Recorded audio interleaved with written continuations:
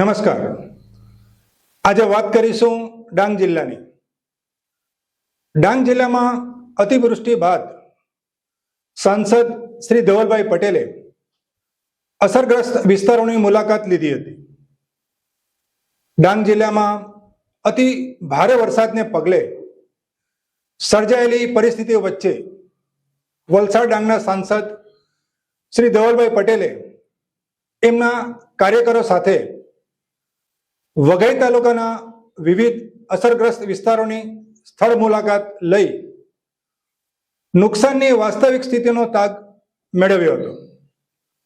સૌપ્રથમ સાંસદ શ્રીએ વઘઈ તાલુકાની અંબિકા નદી ઉપર આવેલા બારખાંધિયા પુલની મુલાકાત લીધી હતી।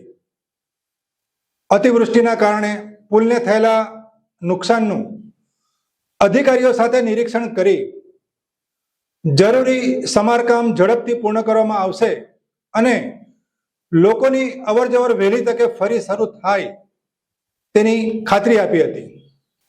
ત્યારબાદ વઘઈ તાલુકાના બાજ ગામે ભારે વરસાદના કારણે પ્રોટેક્શન વોલ, કોઝવે તેમજ મકાનોને થયેલા નુકસાનનું સ્થળ પર જઈ નિરીક્ષણ કર્યું હતું। આ દરમિયાન સ્થાનિક નાગરિકો સાથે સીધો સંવાદ કરી તેમની મુશ્કેલીઓ જાણી હતી। આ ઉપરાંત વઘઈ તાલુકાના આંબાપાડા ગામે વરસાદના કારણે તૂટી ગયેલા પ્રોટેક્શન વોલની મુલાકાત લીધી હતી। સંબંધિત અધિકારીઓને તાત્કાલિક કામગીરી હાથ ધરવા સૂચના આપી હતી। ગામ લોકોને અવરજવર સામાન્ય બને તે માટે ઝડપભેર કામ પૂર્ણ કરવાની પણ ખાતરી આપી હતી।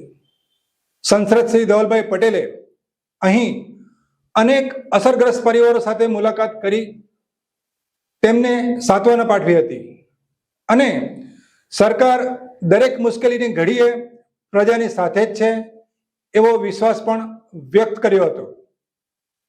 અતિવૃષ્ટિ જેવી કુદરતી આફત વચ્ચે અસરગ્રસ્ત વિસ્તારોમાં જાતે પહોંચી લોકોની વ્યથા સાંભળી અધિકારીઓને જરૂરી સૂચનાઓ આપી અને વિકાસના કામો ઝડપથી પૂર્ણ કરવાની ખાતરી આપવી જેવી તેમની કામગીરીને સ્થાનિક નાગરિકોએ ખૂબ જ આવકારી હતી।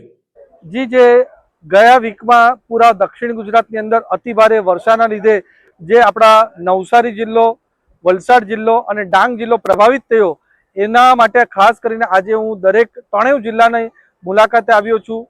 પહેલા વાંસદા તાલુકામાં અલગ અલગ ગામોમાં જઈને લોકોને પણ મળ્યા, રાહત કીટનું પણ વિતરણ કર્યું। એ રીતે ડાંગ જિલ્લામાં પણ જે ગામોમાં પ્રોટેક્શન વોલોને નુકસાન થયું છે, આપણે ગીરામાં પણ થોડું નુકસાન થયું છે અને બીજી જે પણ પુલો હોય કે બીજા ગામોમાં નુકસાન થયું હોય એનું નિરીક્ષણ કરવા આજે અમે ડાંગ જિલ્લાનો પણ પ્રવાસ કર્યો છે અને આના પછી અમે વલસાડ જિલ્લામાં કપરાડા, પારડી અને વલસાડ વિધાનસભાની પણ મુલાકાત લઈને ત્યાં પણ લોકોને મળવાના છે।